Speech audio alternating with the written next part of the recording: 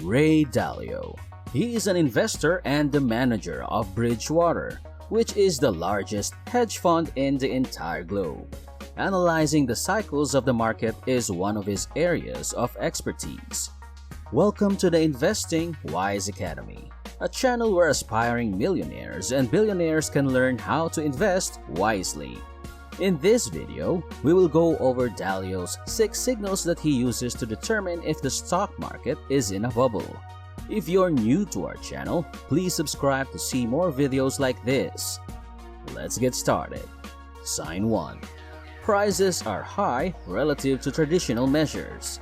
First is the prices relative to traditional measures. Looking at the PE ratio is one of the simplest methods to do this. Currently, the S&P 500 P/E ratio is lying at 45.3, which is a high value.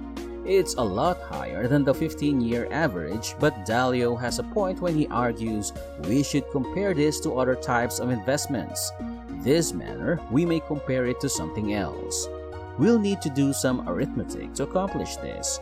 If we reverse the P/E ratio and assume a 2.2% earnings yield, we arrive at the P/E ratio of 45.3. Our return would be 2.2% even if there was no market growth. However, we must take into account the fact that corporate growth in the United States has averaged roughly 2% during the last decade. So if we add the 2% growth onto the 2.2 earnings yield, we get a total return of 4.2%. Bonds are currently yielding roughly 1.5% according to the bond market. This is a 10-year treasury bond. When we compare the return on the stock market to the return on the second key asset, bonds, we can see that the stock market is not too expensive. That's why, when Ray Dalio looked at this initial metric, he saw frothy conditions in comparison to previous market bubbles. That applies to the entire market. However, when it comes to price, new technology is a different tale, and it reads frothy. Sign 2. Prices are discounting unsustainable conditions. Let's get to the second one, which we'll hear from Dalio himself. The second is prices are discounting unsustainable conditions. So unsustainable starts to be part of this picture of a bubble. Unsustainable means that by the nature of the buying, whoever is doing the buying and however that supply demand, that means that that won't be sustained and that produces a correction or prices going down. In terms of supply and demand, investors are currently purchasing in a manner that is relatively sustainable for the market as a whole. When we consider emerging technologies, however, we have a difficulty. There is a great deal of unsustainable investing occurring there. Sign 3. New buyers have entered the market. With signal 3, Dalio examines the new purchasers who have entered the market. Those who didn't know anything about investing, have no experience, and are only investing because their buddies are making money in the stock market. Dalio gives us, for example, you're at a cocktail party for work and people come up to you and they start talking about their recent investments in the market. You ask them, "Well, have you ever made an investment before?" They say, "No, not before this." "Did you pay a fair price for the stock?" They say, "I'm not sure how to compute intrinsic value." You ask, "Do you even know what a stock is?" They scramble for a response. Then you discover that they are simply investing because the stock market has been on a 12-year bull run, making other people wealthy. The presence of several new investors who have no prior knowledge of the market suggests the presence of a bubble.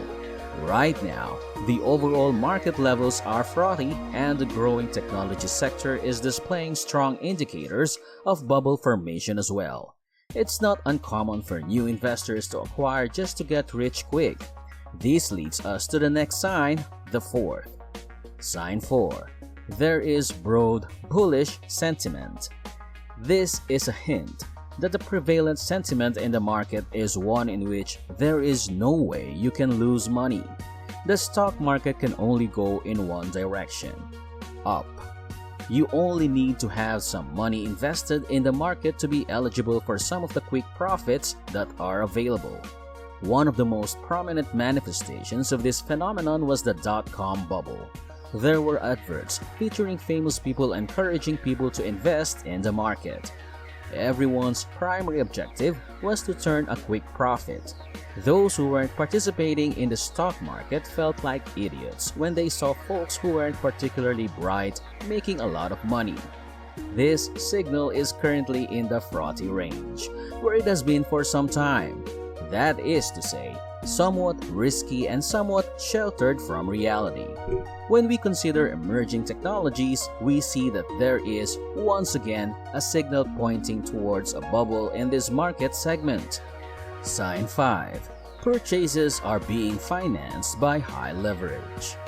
When trying to figure out if the market is in a bubble, the next item that we need to look at is the amount of leverage that is currently present in the system.